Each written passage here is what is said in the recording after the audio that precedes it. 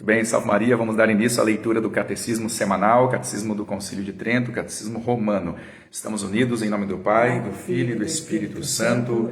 Amém. Vinde, ó Deus, em meu auxílio. Socorrei-me sem demora. Ave Maria, cheia de graça, o Senhor é convosco. Bendita sois vós entre as mulheres e bendito é o fruto do vosso ventre, Jesus. Santa Maria, Mãe de Deus, rogai por nós, pecadores, agora e na hora da nossa morte. Amém. Sede da sabedoria, rogai por nós. Ave Maria, cheia de graça, o Senhor é convosco. Bendita sois vós entre as mulheres e bendito é o fruto do vosso ventre, Jesus. Santa Maria, Mãe de Deus, rogai por nós, pecadores, agora e na hora da nossa morte. Amém. São José, rogai por nós. doutor angélico, rogai por nós. Em nome do Pai, do Filho e do Espírito Santo. Amém. Então, muito bem, vamos dar sequência aqui. Eu parei no número 11. Agora, continuando sobre o sacramento da penitência, né? Falando da nossa confissão, que é tão necessária para a salvação. Nós vimos vários aspectos da confissão na leitura passada e na retrasada, que são imprescindíveis para a nossa salvação. E o principal que chamou a atenção, pelo menos minha até agora, foi que não há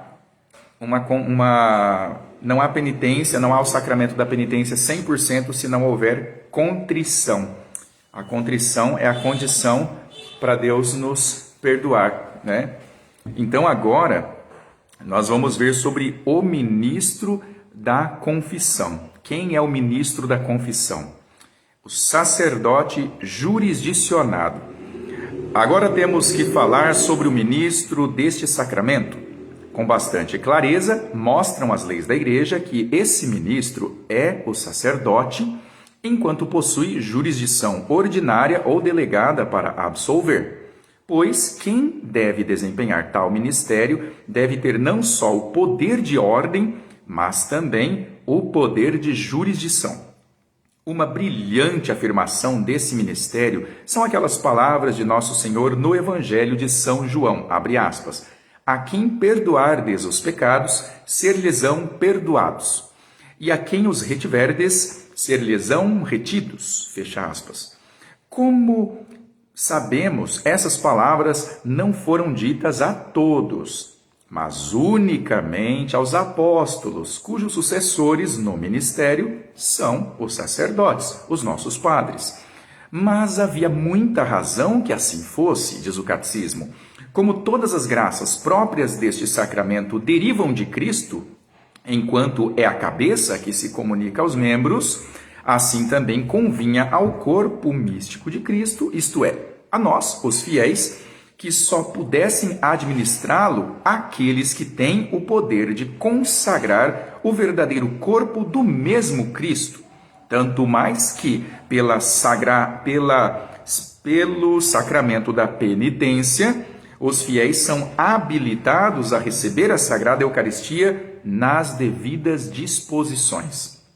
Agora vem a parte que fala da necessidade de jurisdição ordinária. Com quanto escrúpulo se respeitava na igreja primitiva a jurisdição do simples sacerdote, fácil será depreender das antigas prescrições eclesiásticas que determinavam não oficiasse nenhum bispo ou sacerdote em paróquia estranha sem autorização do pároco competente, a não ser que houvesse urgente necessidade. Assim o havia estabelecido o apóstolo quando ordenou a Tito que em todas as cidades constituísse sacerdotes para nutrirem e formarem em todas as cidades os fiéis com o alimento celestial da doutrina e dos sacramentos. Olha só, os sacramentos junto com a doutrina, porque é preciso saber o que são os sacramentos para poder usufruí-los, né? Agora vem a parte que fala da delegada, né? É uma jurisdição ordinária, mas também delegada.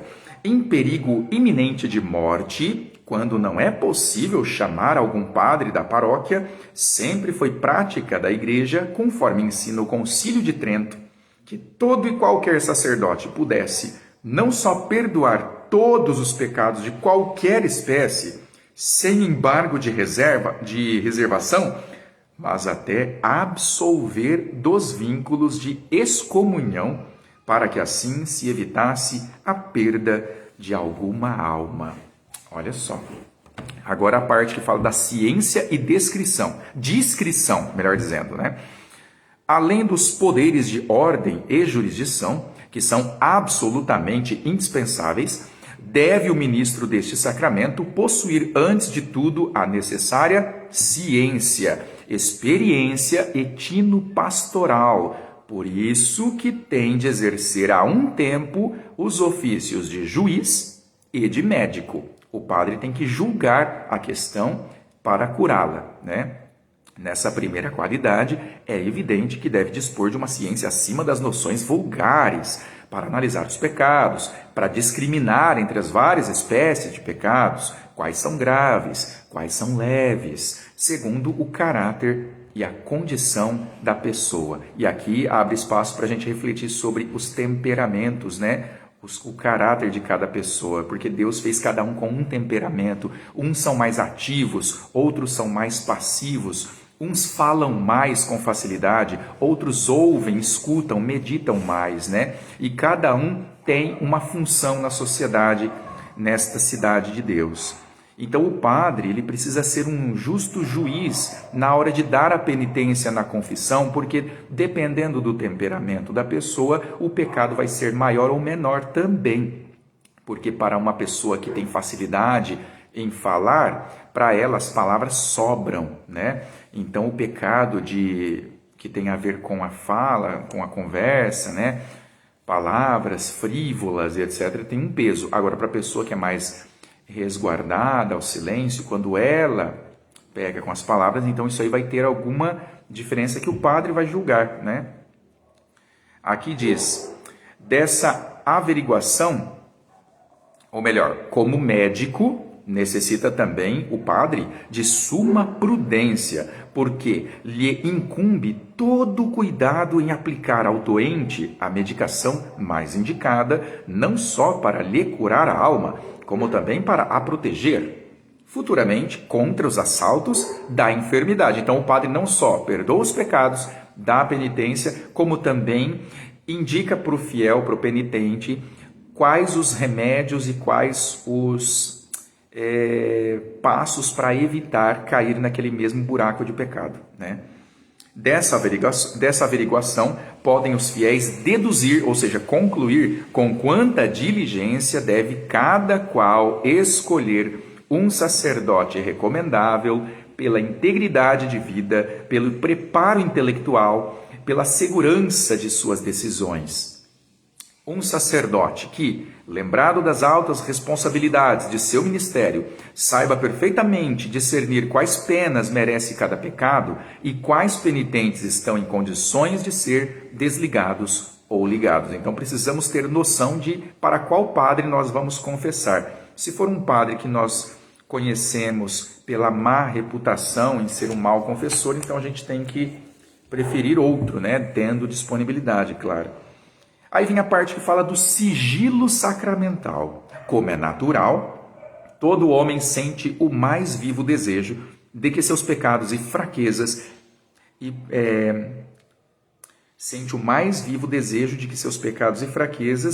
permaneçam ocultos. Todo mundo quer esconder sua fraqueza e seu pecado, né? Isso é um dado nosso.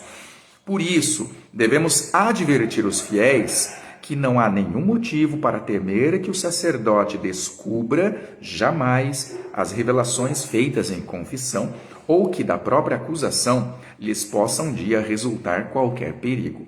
Com efeito, os sagrados cânones estabelecem as mais rigorosas sanções contra os sacerdotes que não guardarem perpétuo e absoluto silêncio acerca de todos os pecados que alguém lhes tenha confessado. Nesse sentido, lemos uma determinação do Concílio Ecumênico de Latrão, que diz o seguinte: tome o sacerdote todas as precauções para não trair o pecador em nenhuma circunstância, nem por palavras, nem por sinais, nem por outra qualquer maneira.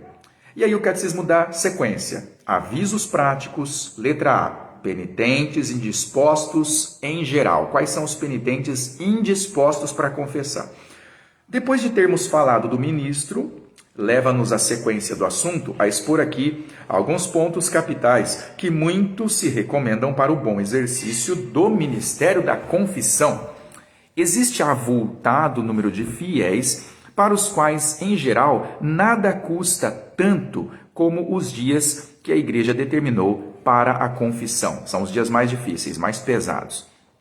A tal ponto se afastaram de uma vida perfeitamente cristã que mal se recordam dos pecados que deveriam acusar ao sacerdote e nem observam as outras condições, as quais são de inegável eficácia para se conseguir a graça divina. Sendo, portanto, necessária trabalhar com maior zelo pela salvação dessas almas, os padres devem, em primeiro lugar, investigar cuidadosamente se o penitente tem verdadeiro arrependimento de seus pecados e o firme e deliberado propósito de abandoná-los para o futuro. Então, o padre tem que verificar isso. Se virem o penitente nessas disposições, advirtam-no e exortem-no porfiadamente a render graças a Deus por tão grande e singular benefício, ou seja, a não deixar jamais de pedir-lhe os auxílios da graça celestial, por cuja força e proteção possa facilmente repelir e vencer as más inclinações. Ensinem-lhe também que não deixe passar um só dia sem fazer alguma meditação dos mistérios da paixão de nosso Senhor para se mover ao ardente desejo de segui-lo e amá-lo no mais alto grau de caridade.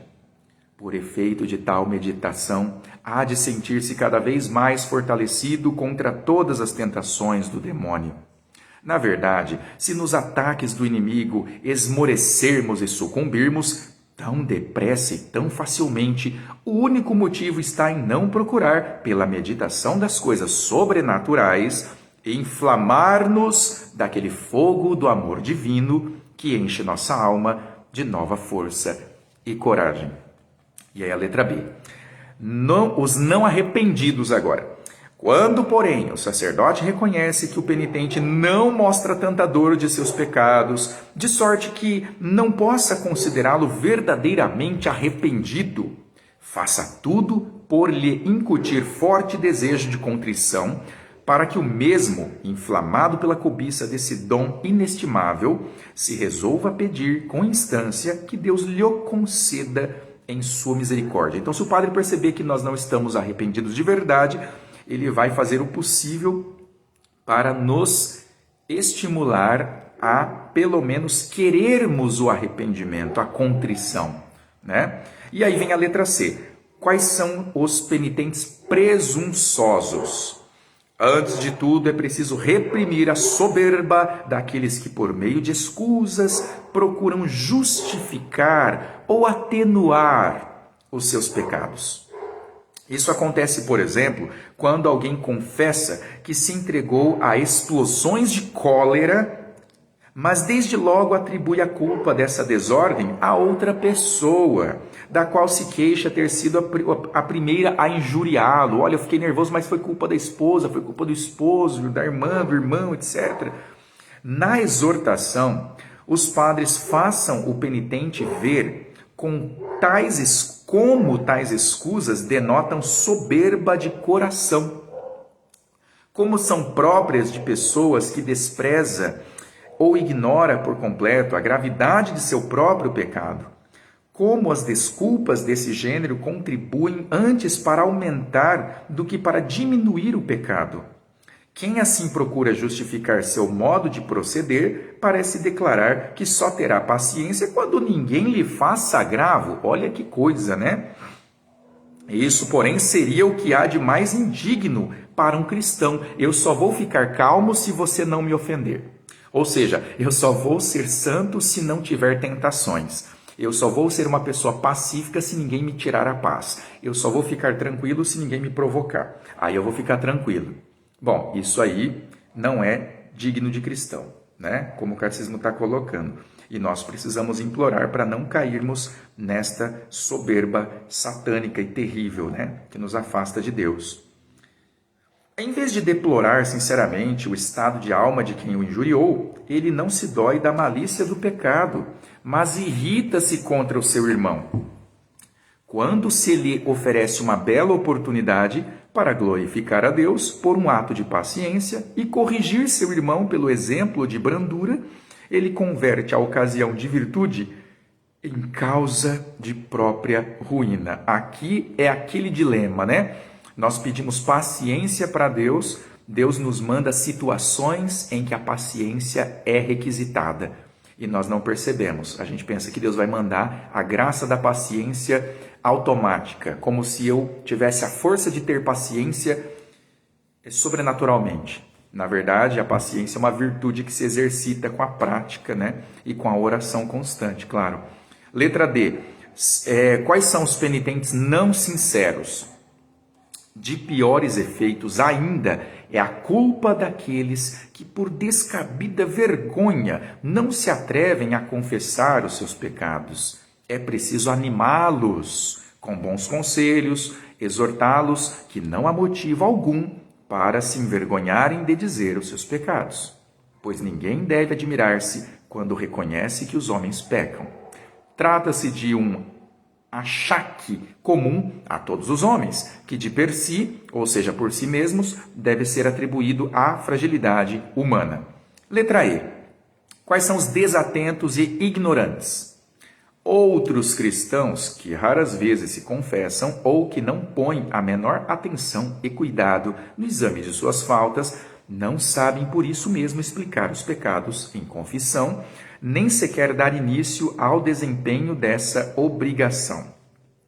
Estes merecem, sem dúvida, uma admoestação mais enérgica.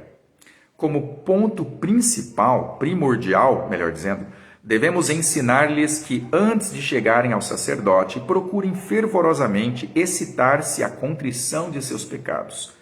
Que isso, porém, será praticamente impossível se não tiverem o cuidado de recordá-los um por um e, assim, conhecê-los todos. Então, mesmo para quem é desatento ou ignorante, não tem desculpa para não confessar. Você tem que seguir este percurso, esse método. E a letra F? Qual o modo de tratá-los? Por consequência, quando o padre vê que tais pessoas não fizeram nenhuma preparação, trate de despedi-las com termos de maior brandura e não deixe de exortá-las a que levem algum tempo em recordar os pecados para depois voltarem à confissão. Então, olha só, não é que o padre está sendo duro ou faltoso com a caridade, pelo contrário, é por zelar pelo sacramento que ele vai despedir a pessoa que não está perceptivelmente bem preparada para a confissão. O padre vai despedir. Ele vai despedir, claro que, olha só, o catecismo ensina que é para despedi-las com termos de maior brandura, é com toda a educação, carinho, paternalmente, né? Como um bom pastor com a sua ovelha que ainda não está pronta. Se, por outro lado, retrucarem que nisso já puseram todo o esforço e boa vontade, ou seja, o fiel bate o pé e diz, não, padre, eu fiz o exame, eu estou pronto, pode me perdoar os pecados. Deve o sacerdote atendê-las por causa do grande receio de não voltarem, uma vez que sejam assim despachados. Ou seja, melhor atender essa pessoa que bateu o pé, que não quer ir embora, do que despedir e fazer com que ela crie uma rixa contra a igreja e o padre, e aí não confessa e vai para o inferno se morrer naquele dia, naquele momento, estado de pecado, né? Então, é mais por receio dessa pessoa não voltar. O catecismo ensina os padres. Deve fazê-lo principalmente quando mostram algum desejo de emenda e podem ser levadas a acusarem essa negligência, com a promessa de repará-la oportunamente por meio de um exame mais exato e cuidadoso. Ainda assim, em tais casos, o sacerdote terá de proceder com muita cautela. Se pela própria acusação o padre ajuizar que o penitente não se descurou inteiramente de enumerar seus pecados, nem de aborrecê-los com compunção, pode absolvê-lo.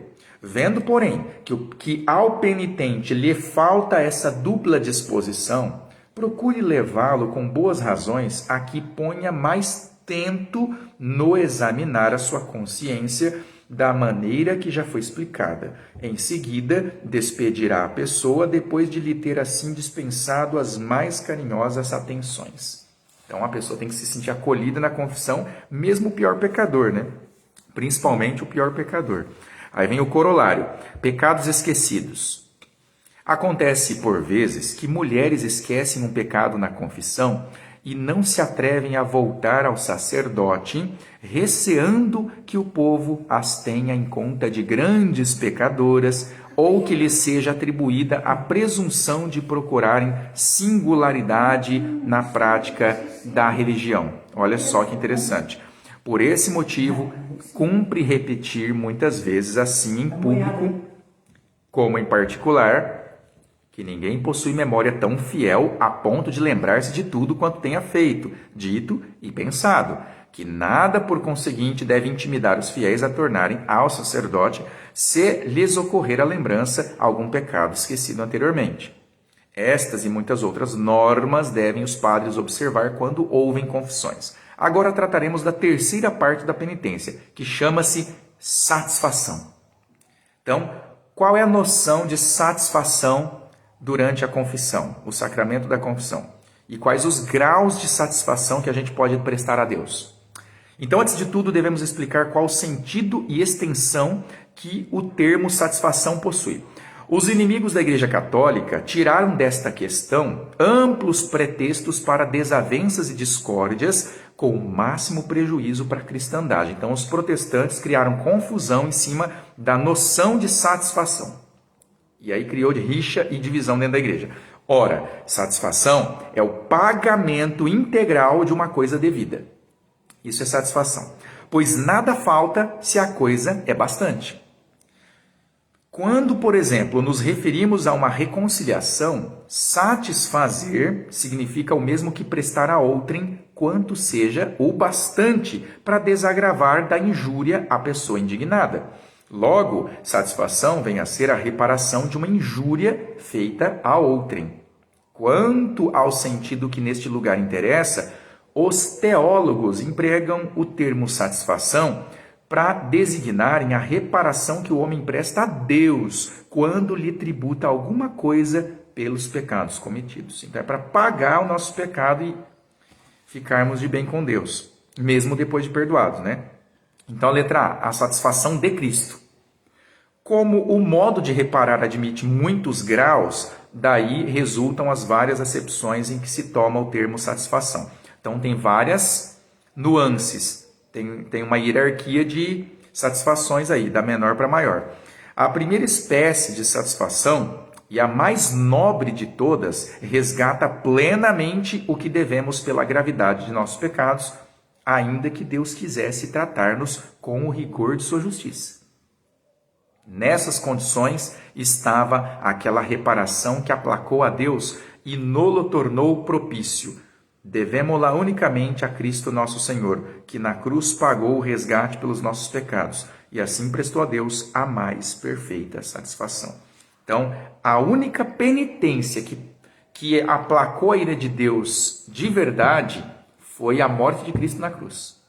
Porque só Cristo não tinha pecados para poder fazer isso. Então, qualquer outro ser humano que fizesse, por mais santo que fosse, o mérito seria finito, seria limitado, e Deus é infinito. Como a ofensa a Deus foi infinita em Adão e Eva, o pecado é infinito. Então, como é que você repara? Você deve mais do que você pode dar. Então, é como se a pessoa devesse, imagina a gente dever para alguém mais ouro do que tem no planeta Terra. Como é que eu pago essa pessoa se tem mais, eu devo mais ouro do que tem ouro na Terra? Eu não vou pagar nunca, porque se eu pegar todo o ouro dos 4 continentes e entregar para a pessoa, não está paga a dívida. Ou seja, eu já desanimo de pagar a dívida. Não tem como pagar. É assim que Adão ficou com Deus. O que Adão estragou foi a amizade com Deus. Ele estragou pelo pecado. E aí, como que ele paga? Não tem como voltar e apertar a mão de Deus e falar assim, desculpa aí, Senhor. Foi mal, esquece essa, vamos para outra. Não tem mais como, porque ele manchou um caminho sem volta. E a única forma de consertar isso é se Deus pagar por ele. O próprio Deus tem que pagar. Só ele. É como o filho que estraga um brinquedo do filho do vizinho, mas ele não trabalha, ele é criança, vai pagar como? O pai tem que ir lá e dar o dinheiro pro vizinho para pagar o brinquedo. O pai vai lá e paga. Então, Deus pagou a nossa conta. A gente não tinha recurso nenhum de santidade para pagar a conta da ofensa a Deus. Mas Deus pagou por nós. Ele pagou mais até do que a gente devia. Porque Cristo precisava apenas ter tido um suspiro para pagar esse pecado. Porque tudo que Cristo fez tinha méritos infinitos. Então, um simples coçar de cabeça de Cristo já tinha mérito infinito. Se ele dissesse para o Pai, ó Pai, eu agora coço a minha cabeça em sinal de reparação pelo pecado dos teus filhos, dos seres humanos, Deus ia aceitar. Por que Deus não ia aceitar? Ele é Deus, Cristo é Deus. Então, se Cristo falasse assim, eu vou cuspir no chão e que isso sirva de reparação, Deus aceitava. Pagaria o nosso pecado. Só que por que ele quis, então, ser quase que dilacerado na cruz? De uma forma tão cruenta, tão sanguinolenta, tão trágica, tão escandalosa, tão assustadora, tão desumana? Porque ele quis mostrar o quanto ele nos ama. Porque se ele tivesse feito assim, não, eu vou só dar um bocejo e esse bocejo vai apagar os pecados de vocês. A gente não entendeu o quanto ele nos ama. A gente ia pensar, nossa, Deus é tão bom que, olha só, ele vem lá, mas ele é o bonzão, né? Ele é Deus, é lógico, ele foi lá, Deus aceitou, claro que Deus ia aceitar. Mas olha o que ele quis, né? Então aqui está falando que a satisfação que repara todos os pecados, né? É somente a satisfação de Cristo. Essa daqui foi aquela que pagou o resgate, né? Aí nenhuma criatura teria em si tanto valor e préstimo que pudesse livrar-nos de tamanha dívida. Quem poderia pagar a nossa dívida da nossa raça? Caim? Quer dizer, Abel? A morte de Abel? Não. A morte de Abraão? A morte de João Batista? A morte de Enoque? Né? De Elias? A morte de Davi? Nenhum deles. Né? Então, olha só. Por isso, como atesta São João, abre aspas, ele próprio é a propiciação pelos nossos pecados, e não só pelos nossos, mas pelos pecados do mundo inteiro. Jesus é a propiciação. Não é um sacrifício de A, B ou C, de fulano, beltrano ou ciclano que fez o sacrifício. A pessoa de Jesus já é o pagamento para Deus. Ele nasceu para pagar a ele mesmo, ele nasceu para se pagar. Ele veio aqui, ele nasceu aqui embaixo para subir lá para cima. Com o perdão do pleonasmo, né? Olha só, esta é, pois, uma satisfação plena e superabundante. Olha o que o catecismo coloca. É uma satisfação plena, né? Que vem do latim. Pleno é aquilo que está na boca, né? O copo está na boca, assim, ó. Não tem mais o que encher. Porém, o catecismo junta superabundante. Então, a satisfação de Cristo, ela não só cobriu o nosso pecado, a nossa dívida com Deus, dívida de inferno, como também ela superabundou, ela humilhou a morte, humilhou Satanás, humilhou a serpente, humilhou a morte.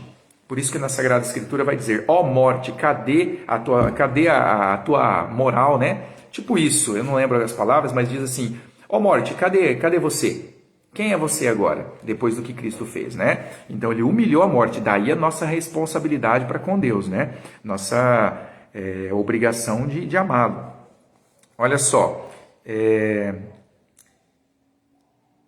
esta é, pois, uma satisfação plena e superabundante que em tudo corresponde à gravidade dos pecados que jamais se cometeram neste mundo. Pelo peso de tal satisfação, as obras dos homens adquirem grande valor e mérito aos olhos de Deus. Olha que interessante isso aqui, hein? Nós não tínhamos mérito nenhum. Mas como Cristo é homem além de Deus, ele é homem 100% e Deus 100%, e é indivisível um do outro, porque ele é uma pessoa, né? Então nós temos o quê? O mérito que Cristo conseguiu para nós, a moral que ele ganhou para nós, para o nosso time, para a nossa raça humana, a moral que ele conseguiu, ou melhor, a atenção que ele conseguiu de Deus para nós, Deus que é Espírito, né, na Santíssima Trindade, fez com que, a partir do nome de Cristo Jesus, tudo que nós fizermos em nome dele, por causa dele, nós ganhamos a atenção de Deus também, como se fosse uma atenção anexa, como se o mérito das nossas obras fosse os méritos de Cristo, porque é nos méritos de Cristo que qualquer sacrifício, penitência, oração, qualquer obra de caridade vai chamar a atenção de Deus. Caso contrário, não é caridade, é nula. Qualquer outra religião que não seja cristã, católica, não tem essa atenção de Deus, porque o próprio Deus desceu aqui na terra para fazer isto. É Ele quem determinou, né? É isso aí, a Adriana colocou ali, né? Ó morte, onde está a tua vitória? Exatamente, obrigado, viu? Então, o que acontece? Nossas ações só têm méritos porque Cristo morreu por nós diante de Deus no altar do sacrifício. O sacrifício eterno que a Santa Missa repercute, né? Em todo canto da terra. Então aqui diz, sem a satisfação de Jesus, não seriam objeto de nenhuma estima e consideração. Nossas obras, que eu acabei de comentar, né? Se não fosse a morte de nosso Senhor, qualquer novena, penitência, rosário, o que quer que fosse, não teria o menor valor diante de Deus, nenhum. Deus não olha para nós se não for por meio de Cristo. Ele não olha para a gente. Ele não nos dá atenção se não for por meio de Jesus. Por isso que, se tiver uma pessoa que não conhece Jesus por ignorância invencível, como vai dizer, né, a igreja, nos últimos séculos, nos últimos tempos, então aí a gente atribui a um mistério da misericórdia de Deus, mas mesmo assim ainda é por Cristo, porque é por meio da igreja que essa graça vai pegar até aqueles que ainda não têm acesso geográfico à igreja, à revelação, aos sacramentos. Mas a regra é, não há atenção de Deus para as nossas súplicas se não for pelo crivo de Jesus, se não for pela mediação de Jesus. E é por isso que a gente cola ali aos pés de Nossa Senhora, porque ela é a mais próxima de nós no gênero humano, porque ela foi a mãe deste homem-Deus, que é nosso Senhor Jesus Cristo. Então a gente implora para ela, segura na nossa mão e não largue, porque nós precisamos desse auxílio para chegar a este mediador universal que é Cristo, né? Somente Ele. Sem mim nada podeis fazer, e ninguém vai ao Pai senão por mim. Então Jesus é uma escada única, né? Não tem outras réplicas. Tentaram fazer cópias de escada que vão para o céu, né? Cada outra religião aí inventou umas escadas, mas essas escadas elas não conseguem se sustentar, elas todas caem e não alcançam o céu. Por maiores que sejam as escadas, por mais atraentes, por mais brilhantes, por mais vistosas, né? Por mais detalhadas que sejam, elas não têm eficácia na subida rumo ao céu. Somente Cristo é a escada verdadeira. E essa escada é permeada pelo corpo místico que somos nós, com a igreja militante, padecente e triunfante. Então, olha só que interessante, né? Aí ele diz, a este fato de que sem Cristo nós não teríamos méritos nenhum, parecem referir-se àquelas palavras em que Davi prorrompeu depois de tê-lo ponderado de si para consigo, abre aspas, que atribuirei ao Senhor por todos os benefícios que me tem feito. Ou seja, o que eu vou dar para Deus de agradecimento?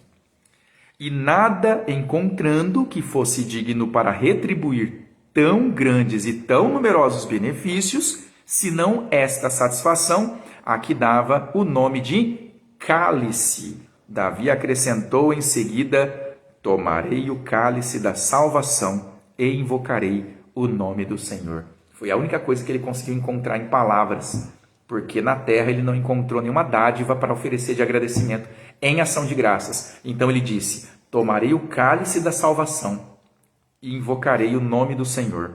Olha só, aí vem a letra B.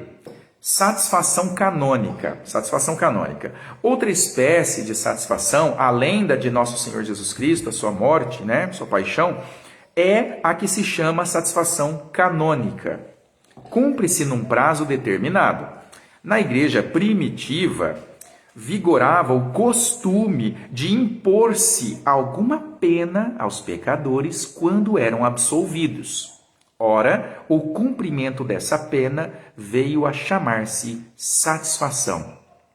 A pena que o padre dava após o perdão dos pecados, né? A absolvição. Letra C. Também temos, além desta satisfação canônica, que até hoje a gente pratica, tem a satisfação particular. Essa daqui dá-se, porém, o mesmo nome de satisfação a qualquer espécie de penitência que escolhemos e cumprimos voluntariamente, sem nos ser prescrita pelo sacerdote. Então, você julga na sua consciência que precisa fazer para Deus um ato de mortificação, um jejum, uma penitência, né, uma abstinência, alguma coisa assim, algo do tipo.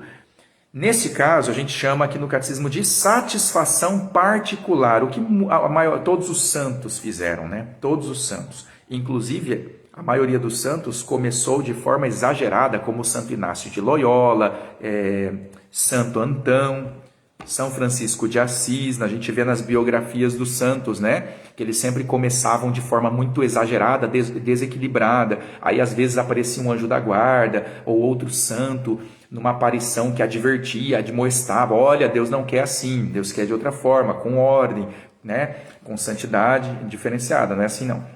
Mas a gente vê que a satisfação particular sempre existiu, né? O próprio Cristo, a gente leu, acho que na leitura passada ou retrasada, né? Ele falou que se nós nos arrependêssemos de verdade, nós teríamos feito a penitência no cilício, né? Com jejuns, vestiríamos com panos de saco, lembra? Aí vem a letra D, satisfação sacramental. Qual que é esta? No entanto, essa espécie de satisfação não pertence de modo algum ao sacramento. Vamos ver por quê.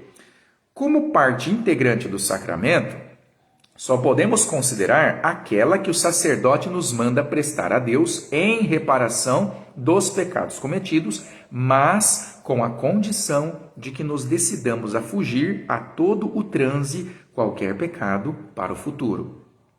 Alguns definiram a satisfação da maneira seguinte, abre aspas, não tem aspas, satisfazer é tributar a Deus a honra que lhe é devida. Tributar a Deus a honra que lhe é devida.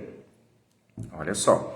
Naturalmente, ninguém pode tributar a Deus a devida honra se não tiver a inabalável resolução de evitar o pecado. Porque se a gente não tiver, ou tiver meia boca, esta reparação vai ser meia boca também, né? Ela vai estar manchada de imperfeição na intenção. Satisfazer é o quê? O catecismo diz que é extirpar, arrancar as causas dos pecados e não dar ouvido às suas insinuações. Neste mesmo sentido, disseram outros que satisfação é um processo de purificação, pelo qual são lavadas todas as impurezas que encardiram a alma por causa da mancha do pecado, e mediante o qual alcançamos a remissão das penas temporais que nos estavam reservadas. Olha aí. Sendo assim, vai ser fácil convencer os fiéis de que os penitentes precisam dedicar-se zelosamente à prática da satisfação. Então a gente tem que colar na satisfação de nosso Senhor Jesus Cristo no sacrifício da Santa Missa. Claro, né? O preceito, tudo mais. Depois, nós temos que buscar a satisfação canônica, que é após a absolvição sacramental na confissão, e executá-la com a maior devoção. Depois, a gente vai para a satisfação particular, que é aquela que o próprio Deus nos toca, às vezes, né, com as inspirações do cotidiano, os momentos de meditação, e aí a satisfação sacramental. Agora vem a necessidade da satisfação. Por que é necessário satisfação? Letra A doutrina da igreja e a doutrina da Bíblia.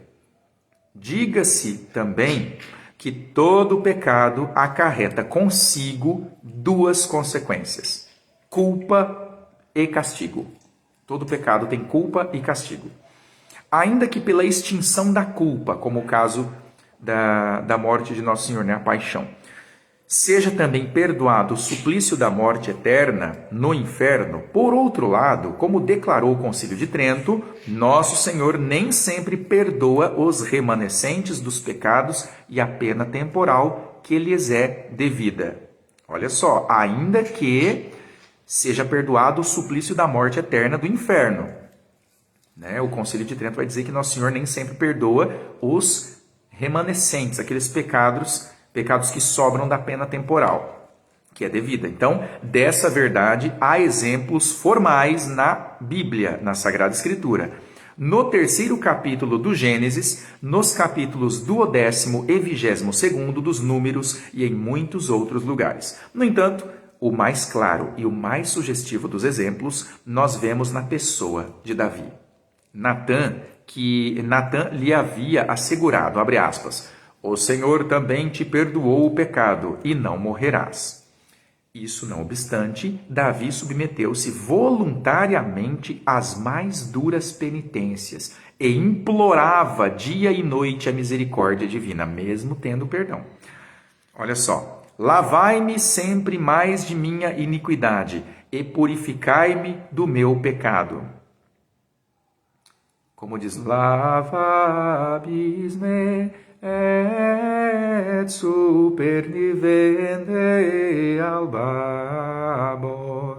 Tem essa parte do asperges-me, a aspersão da água benta no início da missa. Por quê? Ele disse, reconheço a minha iniquidade e meu pecado está continuamente diante dos meus olhos. Olha só. Salmo 50. Aqui no Salmo 50, versículos 4 e 5. Por estas palavras, pedi a ele, ao Senhor, que lhe perdoasse não só a culpa, mas também o castigo merecido pela culpa, que, depois de o purificar dos resquícios do pecado, lhe restituísse a antiga formosura e integridade da alma. Quer dizer, que quando a gente peca, mesmo tendo sido perdoados na absolvição da confissão, é como se a nossa alma tivesse ficado com aquela impressão digital do pecado. Fica aquela marca, igual na argila, quando bate assim, fica aquele carimbo. Aquele carimbo é feio, a nossa alma ficou feia, ficou com aquela cicatriz. E a gente não quer, porque a gente não vai entrar no céu com aquela cicatriz. Não entra. No céu tem que entrar belo, puro e lavado no sangue do Cordeiro. Então, Cristo pede a penitência. A penitência é para voltar a dar uma ajeitada na alma, tirar aquela culpa. Quer dizer, tirar a consequência, do pecado. Tirar o castigo do pecado. A culpa foi apagada, mas o castigo virá. Então a gente implora para Deus, misericórdia de mim, Senhor, não me dá o castigo, não me dá o castigo. Eu sei que o Senhor já me perdoou, mas me dá, pela misericórdia, a absolvição, a indulgência plenária, como a própria igreja fala. Então, olha só, caso análogo se lê no Êxodo, no livro do Êxodo. Tem uma outra parte aqui, que eu pulei. Por estas palavras pedi ele ao Senhor, que lhe perdoasse não só a culpa, mas também o castigo merecido pela culpa. Que depois de o purificar dos resquícios do pecado, lhe restituísse a antiga formosura e integridade da alma. Então, após o perdão, a alma precisa ser restituída na sua formosura. Então, não obstante, o fervor de suas preces foi todavia punido por nosso Senhor com a morte do filho que tivera do adultério. Com a revolta e a morte de Absalão, a quem amava com particular carinho, com outros castigos e flagelos que já antes lhe haviam sido cominados. Caso análogo se lê no livro do Êxodo. Muito embora o Senhor, instado pelas súplicas de Moisés, perdoasse ao povo que caíra em idolatria, contudo ameaçou que com graves castigos iria punir tão grave crime, mesmo perdoando. Então quer dizer que, olha só, Deus não castiga porque não perdoou. Às vezes ele perdoou, mas o castigo tem a ver com a consequência depois do pecado. Como se diz assim, é a dívida. É a dívida que tem de você fazer a satisfação. Porque, não, eu te perdoo, mas eu quero uma satisfação.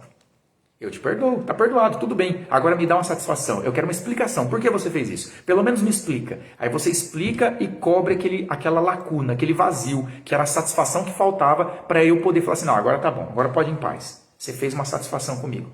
Você conversou, explicou, prometeu que não vai fazer mais. Então, isso no plano humano, né? Agora, com Deus vem a satisfação que a gente acabou de ver aí. A canônica, a de Cristo, a particular e a satisfação sacramental.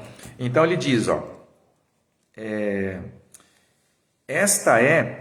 ele vai dizer que o próprio Moisés teve de anunciar que o Senhor tomaria a mais estrita vingança desse crime até a 3ª e 4ª geração, mesmo perdoando. Então continuaria o castigo. Então a gente pode pensar, o Covid, Deus não está olhando para o mundo? Deus pode ter perdoado tudo que aconteceu, a da Pachamama, não sei como que é, né? Pode ter perdoado, pode não ter, mas mesmo que ele tenha perdoado, a gente não pode considerar que o castigo não virá. Ele pode ter perdoado, o Papa pode ter feito algum ato de reparação lá, pedindo perdão, etc e tal, mas ele manda o castigo mesmo assim, para a gente aprender, porque a gente tem que aprender, né? E a gente tem que colocar isso na intenção, né? De passar por esse período duro como penitência.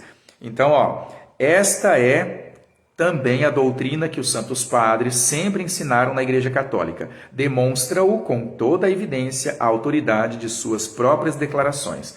Aí vem o quê? A letra B do Catecismo vai falar assim, exigência da justiça e bondade divina. Então, a satisfação pelo pecado que a gente comete é uma exigência da justiça e da bondade divina. Quer dizer que não é justo que você, depois de perdoado, fique de braços cruzados. Não é assim, está perdoado. A justiça pede que, mesmo perdoado, você faça alguma coisa em resposta ao seu perdão. Olha, você foi perdoado, faça alguma coisa agora. Faz um agrado, dá uma satisfação, né? Você recebeu, é como o professor viu que o aluno era ruim, mas ele era esforçado. Ele não tinha nota, mas ele conseguiu passar na rapa. Ele foi para o conselho de classe, pelo conselho, pela reunião dos professores. Ele ficou com 58 de média, só passa com 60. Aí os professores, ele é bom, ele é estudioso, ele é ruim, mas ele é estudioso. Ele se esforça. Ele não aprendeu direito, mas ele se esforça. Então a gente vai por um ato de consenso que a gente vai passá-lo. A gente vai aprovar, vai trazê-lo. Mas aí esse aluno, sabendo que passou pelo conselho, a consciência dele deve pensar assim, eu tenho que fazer alguma coisa. Eu tenho que pelo menos mandar uma mensagem no WhatsApp desse professor. Pelo menos eu tenho que falar para ele, pelo menos dizer obrigado, pelo menos. Para dar uma satisfação pelo perdão que ele me deu aqui, para não me deixar retido ali naquela série. Porque ele reconheceu o meu esforço.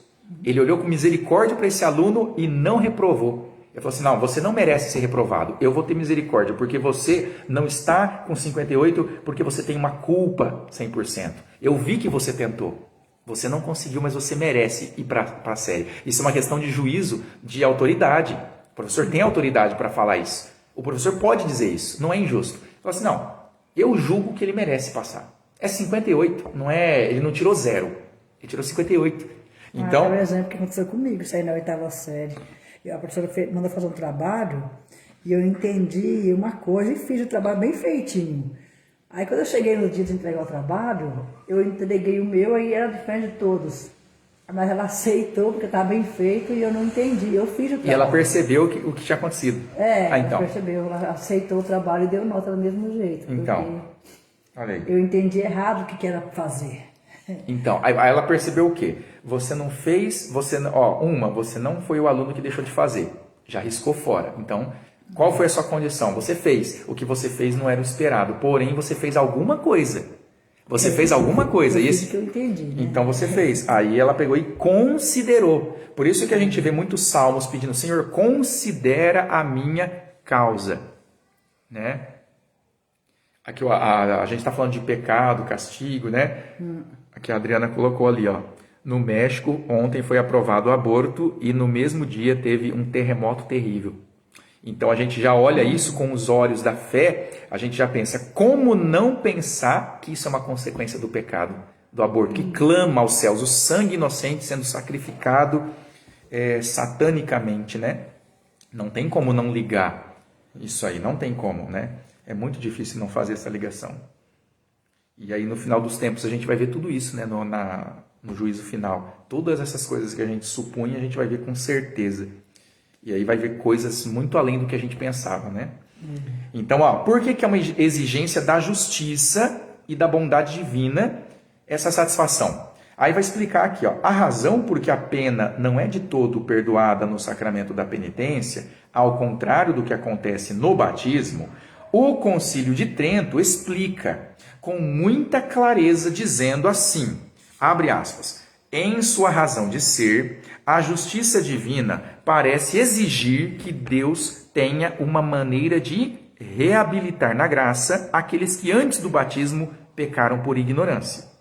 E outra maneira diferente para aqueles que não temeram profanar advertidamente o templo de Deus e contristar o Espírito Santo, uma vez que haviam sido libertados da escravidão do pecado e do demônio e que haviam recebido o dom do Espírito Santo. Já tinha sido batizado, continuou pecando.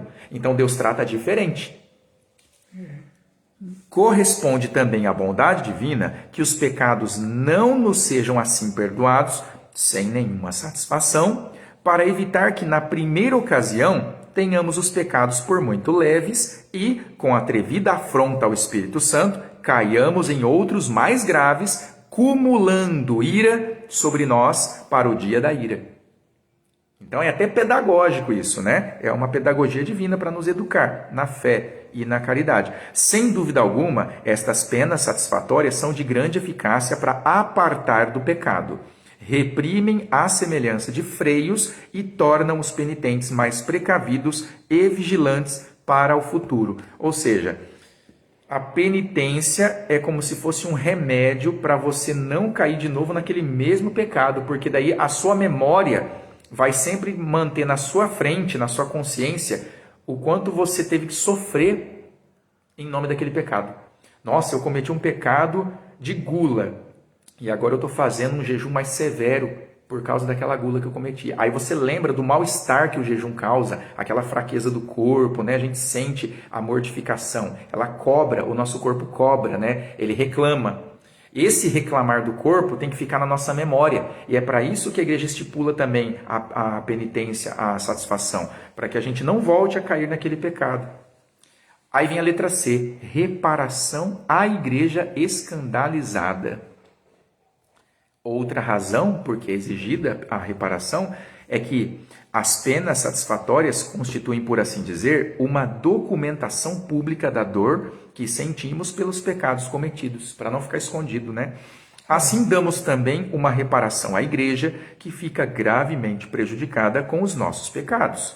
Nesse sentido, Santo Agostinho disse assim: Deus não despreza um coração contrito e humilhado, mas a dor de um coração quase sempre se mantém oculta aos demais e nem chega ao conhecimento de outros, por palavras ou sinais de qualquer espécie.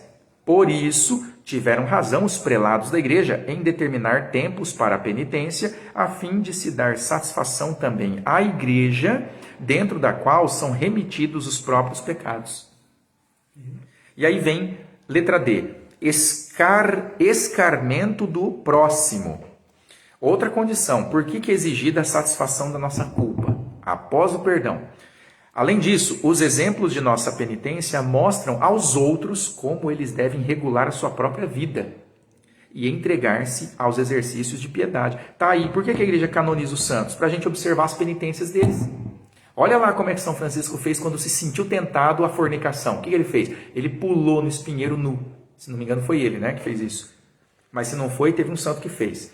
Ou teve um santo que comia só batata, uma batata de jejum. São João Maria Vianney. Acho que é o Cura d'Ars, né? São João Maria Vianney. E muitas vezes a batata ainda estava quase inteira ali, quando encontravam ali, depois que ele morreu. Não tinha nem comida ela inteira. Ele regrava ainda, né? Então, é para educar, né, os outros. Ao verem as penitências que nos foram impostas por causa de nossos pecados, os outros homens se capacitarão de que precisam governar bem todos os atos de sua vida e corrigir os velhos modos de proceder. Então, Deus nos ajude, né, a fazer isso sempre. Por isso, a igreja determinou com muito acerto fosse imposta uma penitência pública aos fiéis que pecaram publicamente, para que os outros, escarmentados pelo castigo, pusessem maior cautela em não pecar para o futuro. De vez em quando, costumava a igreja fazer assim até com os pecados ocultos de maior gravidade. Mas, quanto aos pecados públicos, como já dissemos, sempre foi disciplina eclesiástica não absolver os responsáveis sem que antes se sujeitassem a uma penitência pública. Durante a penitência pública, os pastores rogavam a Deus pela salvação dos penitentes e não cessavam de exortá-los fizessem outro tanto por si mesmos. Nesse particular, teve Santo Ambrósio um zelo excepcional. Conta-se que por suas lágrimas abrandou a muitos que se aproximavam empedernidos do sacramento da penitência, de sorte que chegaram a sentir a dor de uma verdadeira contrição, vendo as lágrimas de Santo Ambrósio. Olha só. Então, posteriormente, o rigor da antiga disciplina diminuiu tanto e a caridade arrefeceu, ou seja, o amor esfriou de tal maneira que, para alcançarem o perdão dos pecados, na maior parte, os fiéis já não julgam necessária a dor íntima da alma, nem o gemer do coração, mas dão-se por satisfeitos com as aparências de arrependimento. Isso aqui, o catecismo está falando da época em que ele foi publicado, que é da época do descobrimento do Brasil. Imagine hoje com a banalidade da fé, com a procura da carne e do prazer que tem hoje, dentro da igreja, né? Com as cristotecas da vida aí. Aí a letra E, valor satisfatório da paixão de Cristo. Qual que é o valor? Pela sujeição a tais penas, conseguimos também reproduzir em nós mesmos a imagem e semelhança de Jesus Cristo, nossa cabeça, que, como tal, padeceu e foi tentado. Nada mais repugnante, de São Bernardo, do que ser um membro mimoso ligado a uma cabeça coroada de espinhos. Pois, como afirma o apóstolo, somos co-herdeiros de Cristo, mas isto somente se sofrermos com Ele. Então todo mundo quer gozar do paraíso que Cristo abriu para nós. Mas será que todo mundo que fala Amém Jesus quer também padecer da coroação de espinhos pela qual ele passou? Será que todo mundo quer ser crucificado como ele foi? Ou todo mundo só quer o oba-oba? Porque protestante foge da cruz como o diabo. Porque ele não pode ver cruz. Ai, Jesus não está mais aí, esse negócio de crucifixo. Ai, vocês ficam recrucificando ele. Não, irmão, aleluia, ele já ressuscitou, não tem que sofrer mais não. Agora é oba-oba, o céu já está aberto, bora para o céu, partiu para o céu. Como dizia Lutero, ama e peca à vontade. Peca à vontade. Se você crê, você está salvo, né? Olha a blasfêmia, olha o grau, mas isso aí tem que ter uma empáfia, uma soberba, um orgulho, mas de um nível quase sobrenatural, né? Porque olha isso aqui, olha a beleza dessa parte aqui do catecismo, né? São Bernardo está nos lembrando que, nada mais repugnante do que ser um membro mimoso ligado a uma cabeça coroada de espinhos. A gente tem que sempre lembrar, somos membros de uma cabeça que é Deus, que é Cristo, e essa cabeça está coroada de espinhos aqui na terra. Não é de glória. Ele foi coroado de espinhos. Então a gente tem que lembrar disso porque ele não reclamou da coroa de espinhos. Ele não pediu para tirar da cabeça dele. Ele não levantou a mão e fez assim e jogou fora. Ele deixou. Vai colocar em mim. Deram uma vara para ele segurar como se fosse um cajado de rei. Toma, segura a vara aí. Aí ele segurou, colocaram um manto púrpura nele. Salve, majestade, rei dos judeus. E dava tapa nas costas. Fala, quem te bateu? Adivinha, profeta? Adivinha? Você fez um monte de profecia? Adivinha? Pá, na orelha dele. E cuspia, escarrava, e chutava, e fazia de tudo, né? E Cristo ficou quietinho como um cordeiro, manso. Não reclamou. E nós, quando somos injuriados ou qualquer coisinha no Facebook, a gente já vai lá tirar satisfação. Né? Então, o comportamento do católico não pode ser violento no sentido de tirar satisfação com ninguém. Porque a gente leva o TABEF, ofereça outra face, né? Quer dizer o quê? A gente tem que ser filhos da paz, pacíficos, né? Temos que ser como nosso Deus foi, nosso Senhor Jesus Cristo. Então aqui, pro final já, da nossa leitura de hoje, ele diz, ó, se com ele morrermos, com ele também viveremos. Se perseverarmos no sofrimento, havemos também de reinar com ele. Então, olha só, quem quiser ir para o céu tem que sofrer as penas da terra. E se sofrer mais ou menos, vai sofrer no purgatório. Então não tem escapatória. A gente só vai para o céu se nós pagarmos cada pecado que nós cometemos. Tem que pagar. Não tem boca. Ah, mas Cristo já abriu o céu, já está pago. Não, está pago aquela culpa original. Ou seja, o céu está aberto de volta. O céu voltou a abrir para a gente. O céu que Adão e Eva trancaram foi reaberto. Porém, para entrar naquele céu, a gente tem que fazer o percurso que aquele que abriu fez. Qual foi o percurso daquele que abriu o céu fez? O percurso que nosso Senhor Jesus Cristo fez. Ele passou por uma paixão, morte e depois a ressurreição. Então a gente tem que passar por uma paixão aqui na terra também. A gente tem que passar pela paixão do mau vizinho, dos maus irmãos, dos maus patrões, dos maus concidadãos, dos presidentes, tudo que tiver. A gente tem que passar por tudo isso e fazer igual Cristo fez. Então nossa régua vai ser sempre nosso Senhor Jesus Cristo na paixão. Ah, eu estou sendo maltratado. Cristo também foi. Como é que ele fez? Ele reclamou? Não. Então por que eu vou reclamar? Se eu sou cristão, ou eu imito Cristo, ou eu tenho que ter a sinceridade de dizer assim, não, eu não imito Cristo. Não faço igual a ele, então não sou cristão. Tem que ser assim, né? Porque ficar brigando com todo mundo, esbravejando também, não vai fazer o menor sentido em comparação com a paixão de Cristo. Então, ele diz, eu que sou manso e humilde de coração, felizes os mansos, né? Felizes os mansos. Então aqui a gente para, né? A gente vai depois, quinta-feira que vem, se Deus quiser, vai ser a letra F, o guarecimento da alma. A gente vai ver também a preservação dos castigos divinos, né? Requisitos para satisfação, o que a gente tem que fazer, quais são as espécies de satisfação, as escolhidas pelo homem. Aí vai ter a oração, o jejum e a esmola. Vai ser muito interessante, né? Vai ser muito proveitoso para a nossa alma. E agora a gente reza para encerrar. Vinde, ó Deus, em meu auxílio. Socorrei-me sem demora. Ave Maria, cheia de graça, o Senhor é convosco. Bendita sois vós entre as mulheres, e bendito é o fruto do vosso ventre, Jesus. Santa Maria, Mãe de Deus, rogai por nós, pecadores, agora e na hora da nossa morte. Amém. Bendigamos ao Senhor. Demos graças a Deus. Auxílio dos cristãos. Rogai por nós. Santo Tomás de Aquino, doutor angélico e comum da Santa Igreja. Rogai por nós. Todos os santos e anjos de Deus, rogai por nós que recorremos a vós. Estivemos unidos e com a graça da Santíssima Trindade permaneceremos unidos até o paraíso, se Deus quiser, em nome do Pai, e do Filho e do Espírito Santo. Amém. Salve Maria.